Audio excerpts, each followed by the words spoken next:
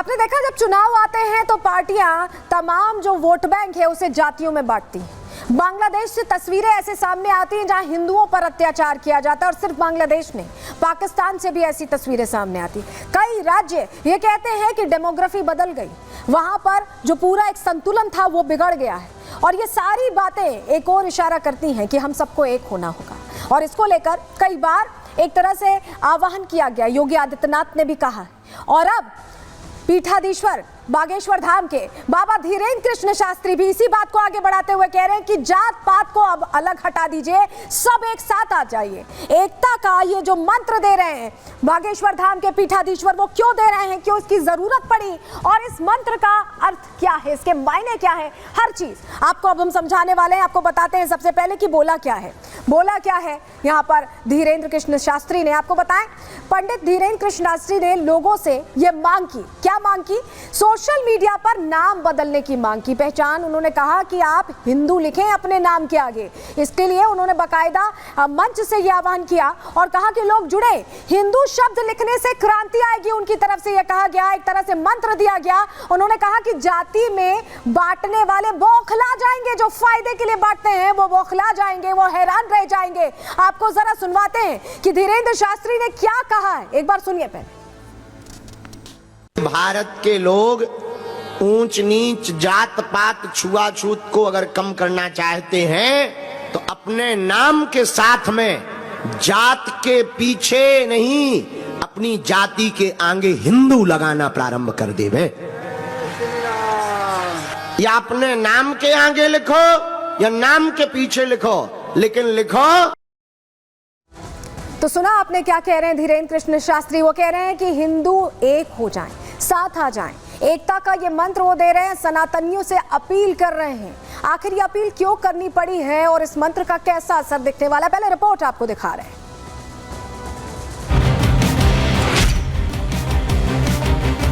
मर जाना पर सनातनी हिंदुओं अपनी एकता मत छोड़ना। हमें अब भटकना नहीं है, भटकेंगे तो पीते जाएंगे, काटे जाएंगे।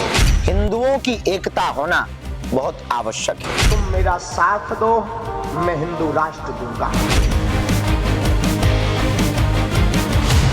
बार बार हिंदुओं से अपील करने वाले, बार बार हिंदुओं को चेताने वाले, बार बार हिंदुओं को एकता का संदेश देने वाले बाबा बागेश्वर धाम के पंडित धीरेन्द्र कृष्ण शास्त्री ने एक बार फिर सनातन का झंडा बुलंद करते हुए हुंकार भरी अपने भक्तों को सलाह दी है। कोशिश की है कि उसी सलाह से हिंदुओं में एकता आएगी।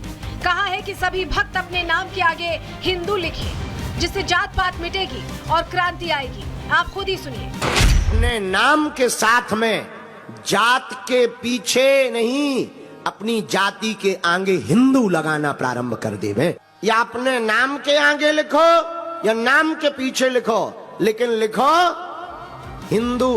हालांकि ये पहली बार नहीं है जब बाबा ने अपने भक्तों से बात करते हुए सनातन का पर्चा बनाया हो। इससे पहले भी पंडित धीरेन्द्र शास्त्री अपने भक्तों को एकता का मंत्र दे चुके हैं, जात पात से उठकर साथ आने का आह्वान कर चुके हैं, आने वाले समय के लिए तैयार रहने के लिए बोल चुके हैं। आने वाले समय के लिए हम लोगों को अभी से तैयार होना पड़ेगा।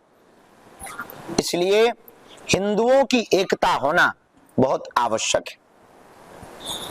हिंदुओं की एकता के लिए जात पात सबसे बड़ी दीवार है। जब तक ये नहीं मिटेगी तब तक हिंदू एकता नहीं होगी। हिंदू एकता नहीं होगी तो राष्ट्र की समृद्धि में रुकावट रोड़ा हमेशा बना रहे। इस देश के विकास में सबसे बड़ा अवरोध यही है। इतना ही नहीं, बांग्लादेश और पाकिस्तान में बने हालातों को लेकर भी पंडित धीरेन्द्र शास्त्री चिंता जता चुके हैं। मर जाना पर सनातनी हिंदुओं अपनी एकता मत छोड़ना। तुम्हारा एक होना बहुत जरूरी है, खासकर विदेशी धरती पर। यहाँ तुम्हारे पास सब कुछ है, भगवान की कृपा है और ईश्वर करे और रहे, पर अपनी कम्युनिटी को, अपने समाज को मत छोड़ना। हिंदुओं को यही मंत्र देकर धीरेन्द्र शास्त्री एक होने की बात तो कर रहे हैं और यही वो वजह भी है जिस वजह से वो हिंदुत्व के बड़े झंडा बरदार बनकर उभरे हैं। Bureau report, Republic Bharat.